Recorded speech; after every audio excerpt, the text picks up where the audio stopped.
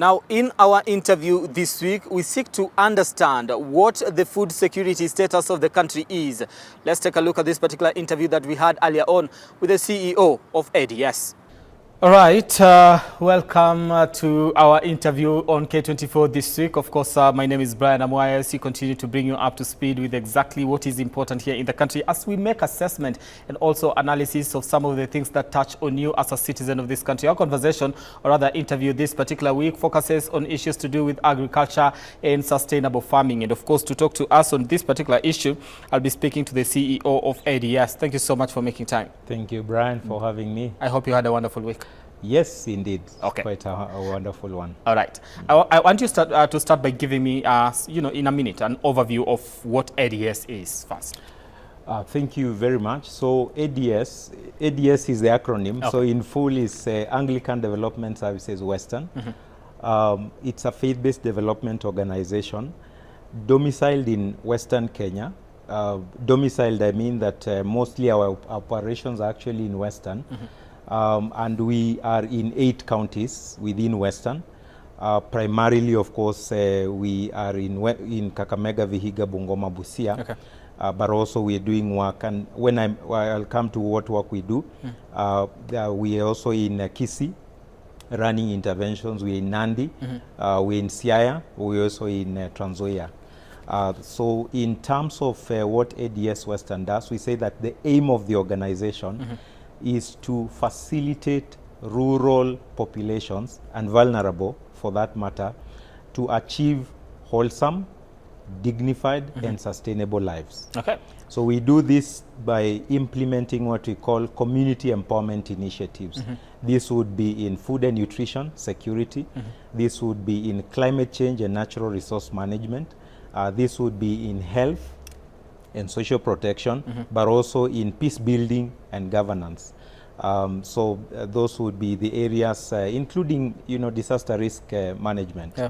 Yeah. So that's, the work that we do, but, essentially domiciled in Western. In Western Kenya. Yeah. And today we want to focus on issues to do with agriculture and, sustainable farming. Yeah. And you do have a project that, looks at that to be able to help small-scale farmers, especially in that particular region, to be able to, better their lives and all that, like you mentioned. But we've had quite a number of these particular programs, I'd like to believe, over the years. What makes this one different? Okay. Thank you. An interesting one. Yes, you are right. We are running, we have been running because it is coming to an end. A project in full, it's sustainable farming system, food systems project. But then you can just call it SustFarm. Mm-hmm. So we've been running SustFarm project funded by BMZ, the German government, through Tunga Hilfe, mm-hmm. But also in partnership with the National Farmers Federation, KENAF. Unlike the usual, would I call them traditional food security projects, mm-hmm. or programs, the gist of SustFarm is that it is a holistic It is a holistic approach to food systems. Holistic, I mean that we look at food security and agriculture and food systems right from production. Okay.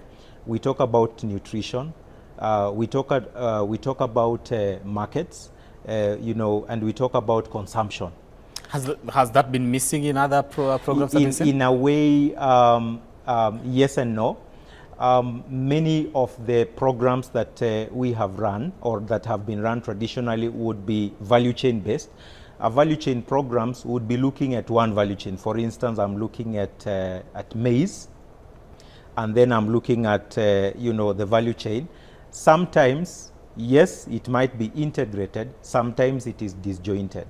But then with food, with the food systems approach, is that we are looking at not only one value chain, we are looking at an integration of value chain, because part of what we also do with SustFarm mm-hmm. is diversity. Okay. Yes, so we are looking at, when we come to a farmer, for instance, we are asking, apart from you doing maize, how can you diversify yourself in terms of optimizing your, potential? Mm-hmm.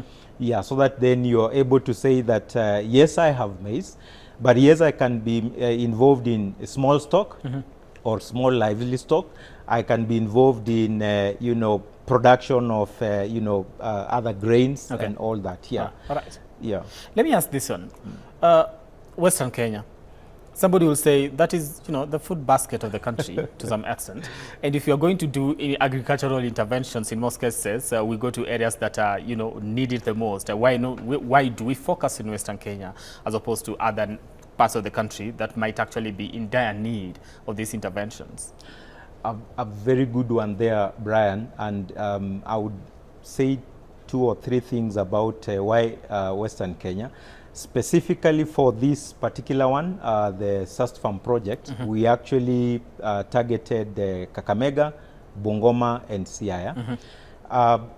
One, you would realize that these counties are actually, interesting enough, they are still within the, counties that are considered to be poor. All right. When you look at the, the poverty indices, especially when you look at the report that was released in 2022, you will realize that the national poverty index was around 39.8. Kakamega is at around 38.2. CIA is around 38.3.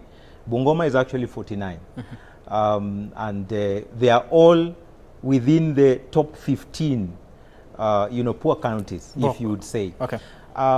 The other thing that we would talk about... so poverty is one of the issues. Poverty why is you one of the decided things. Poverty is truly one of the things. And you know that Kakamega is actually the largest rural county, in Kenya. So with all the dynamisms therein, would be one of the factors. But 2 would be also some of the practices that farmers still engage in. For instance, monocropping. It doesn't help farmers to optimize on their land to really maximize on their returns from the farms. Right. So that means that even, yes, though Western is a food basket, it means that the potential is far from getting reached. So we haven't really achieved that, but Western Kenya is not living up to its full potential as far as producing is concerned. Absolutely, we are not yet there. But maybe the third thing I would add, Brian, would be that, there is also now climate change. Farmers are very vulnerable to changes in climate. Now we're talking about, floods. We're talking about, and this is, yes, a lot in some areas of the country, but again, it affects the country generally. When you talk about, for instance, this year, farmers have been asking, rain came too early. Initially we would be expecting rains around this time in March, preparing land. Now in February, farmers asking, do we plant, do we not? So we have to look at the weather man, what are they advising? Are these long rains going to be consistent? So essentially we are talking about vulnerability to climate shocks. And actually, then there's just need to build the resilience of farmers. Okay, and just as I digress a little bit before we come back to the main conversation, you mentioned, climate change. And right now farmers are saying, the rains came too early. Will this have an impact in, for them especially, and also actually the aspect of food production in the country? We work very closely with the government and government institutions. Part of what we do is to work with what you call climate information services. And yes, of course, a bit unpredictable from time to time. But then the advisory was that, let's proceed with this. Let's begin the planting cycle. So will it have a major impact? I don't think that it will have a major impact. Okay. But again, with issues of weather and climate change, sometimes it's almost a wait and see. Okay. Though we also always advise farmers to work with the advisories, especially the climate information systems, and that information is out here. Okay. Yeah. We get back to our conversation, and let's look at the impact that we've had ever since that this project actually Sust Farm project started. How would you measure that? Because now we are coming to a close of this particular project. Have we had much impact that we would look back and say we walked in when we were at 0. Yeah. Right now we are at 56. Thank you. That's a very good one there, Bran. When we started Sust Farm, and Sust Farm has essentially 4 components. One is around, supporting farmers to produce, increase their knowledge so that they can produce in a sustainable manner. Second one is for them to improve their nutritional outcomes within their households. The third one is for them to improve their incomes. And then the fourth one is around advocacy, and this one, the Kenya National Farmers Federation was running with this. So whenever we begin an intervention, we begin with the baseline. So when we did our baseline, it was that, for instance, when we talk about incomes, the average income when we started in 2022 for most of the households was at 11,000. Average household size is 5. So you can imagine 11,000 a month, taking care of everything within the household. That's why you'll find that, children are not in school and all that. So this was not enough. So in terms of income, through the interventions, because then we may not even have enough time to go through into the nitty-gritties of what we have done. But in terms of impact, we've been able to push that to 34,000 a month.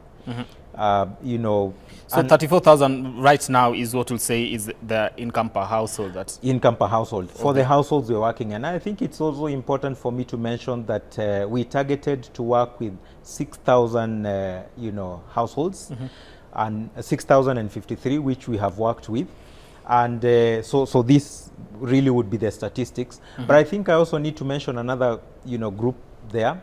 Agro dealers. Agro dealers are then the traders that we work with. When you talk about, for instance, those who multiply vines, when you talk about those, for instance, who are within the value chain in various ways promoting agribusiness aspect of the project. So again, we're talking about supporting them to increase their income from an average of about 30,000 to 49,000, and this we're talking about small scale, business people within the agricultural value chain. How many thousands? From about 31,000 or thereabout at baseline to talking about over 45,000 to 49,000. Yeah, within the work we've been doing. I'll talk about nutrition. When we did our baseline, there's something called the Household Dietary Diversity Score, essentially a measure of how a household is, how they are consuming, how diversified is their diet. When it is below 4 or 4, 5, let's just say below 5, it's really low. Then there's medium and then there's high. So at baseline it was 4.4. When we did our end line towards the end, it was at 5.5. So it means that many households are now more conscious of the foods that they consume within the household. And definitely that has a lot of, advantage. That has a lot of, let me just say blessing to the household. Lastly, we also worked with the schools, and we worked with 27 schools.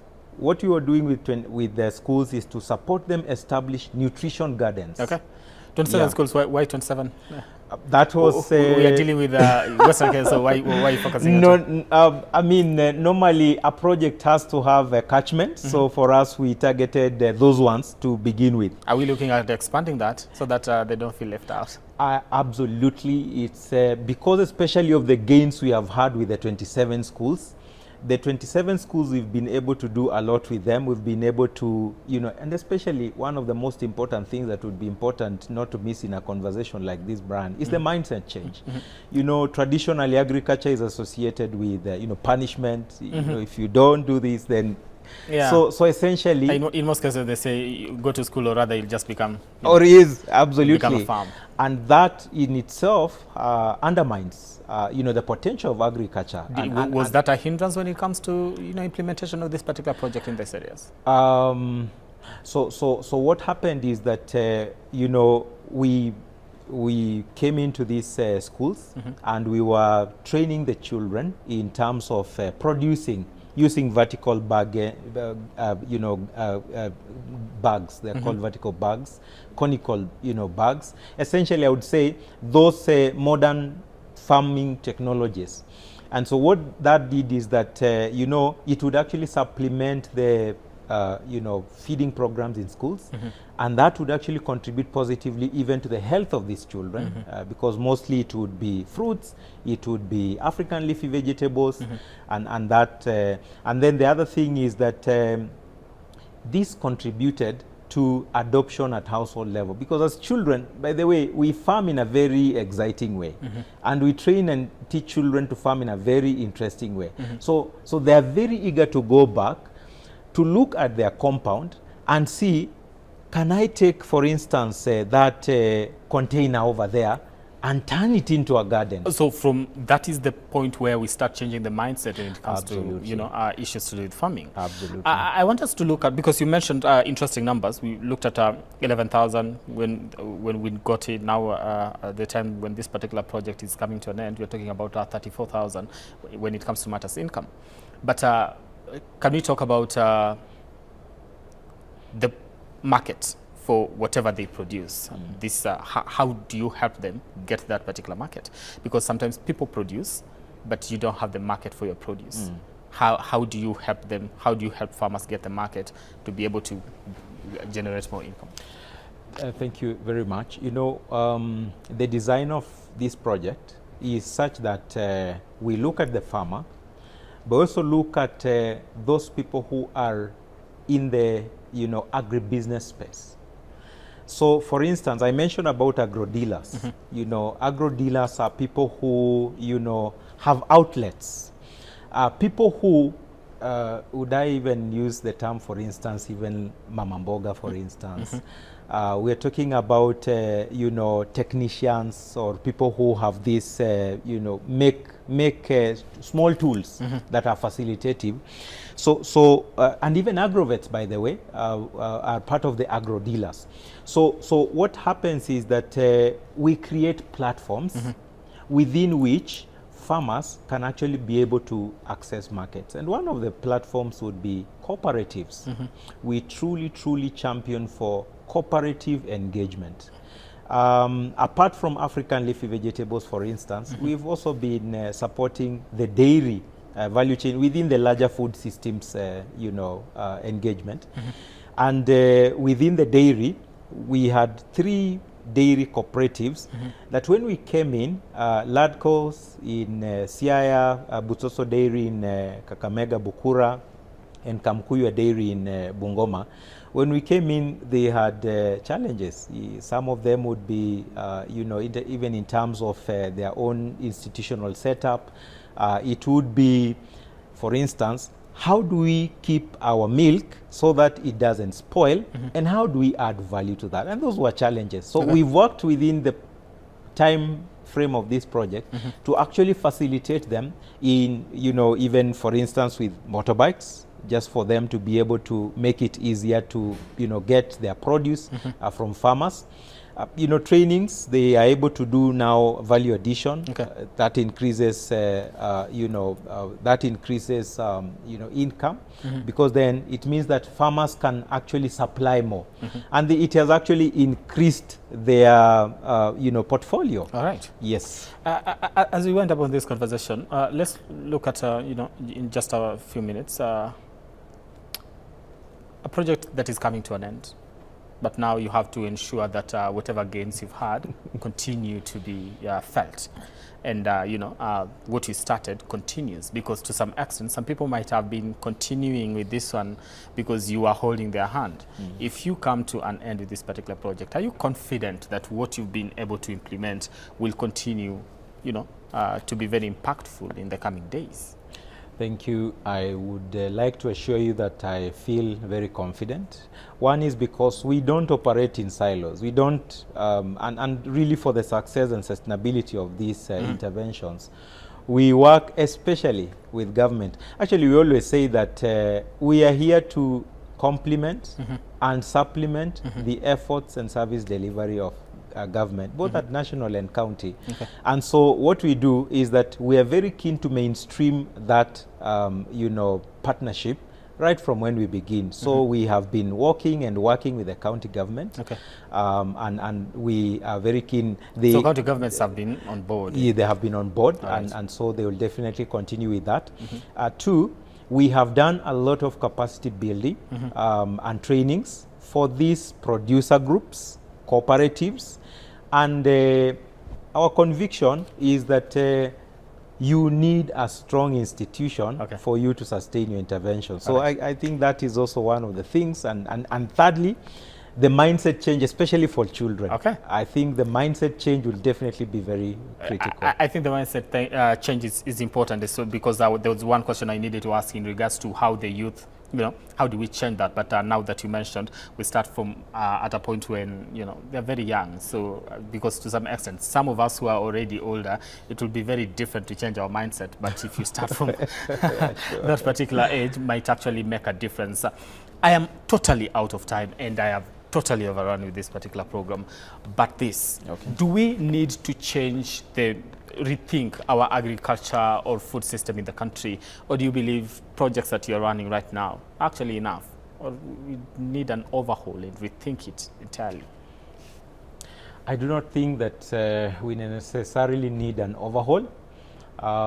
Yes, mindset change is very important. I think one of the things that has probably been neglected and which has been a key pillar in our SUST farm is just what you ended up in the last statement about mindsets. I wish we could be able to pour ourselves a little more in the lives of the children who are in school, and even at family level. As parents, don't make agriculture a punishment, quote unquote. But how do we motivate? How do we create incentives just to ensure that we are making it beautiful? And one person once said that we are making it sexy. Thank you so much for your time and giving us this particular opportunity to try and explore the future of food systems here in the country, and issues to do with food security, because it has been a subject of conversation here in the country. Thank you so much appreciated, and success in everything that you do. Thank you so much. Welcome. Now, TVET education has been fronted as the next frontier when it comes to skills development and preparing youth and young people for the job market. This week, 1,900 graduates have been released to the job market with the skills necessary for them to advance in life. More than just gowns and cups, this was a celebration of skill, resilience and opportunity. At the colorful graduation ceremony held at Kiambu National Polytechnic, over 1,900 graduates were conferred with diplomas, certificates and artisan qualifications in specialized technical fields, marking one of the institution's largest cohorts yet. The event highlighted the growing importance of technical and vocational education and training in shaping Kenya's workforce. Delivering the keynote speech on behalf of Education Cabinet Secretary Julius Migos Ogamba, Acting TVET Secretary Joseph Njau applauded the institution for championing competence-based education. For us, as we witness the fruits of hard work, commitment and achievement, we gather here not only to confer powers of skills, but to celebrate transformation of lives and generations.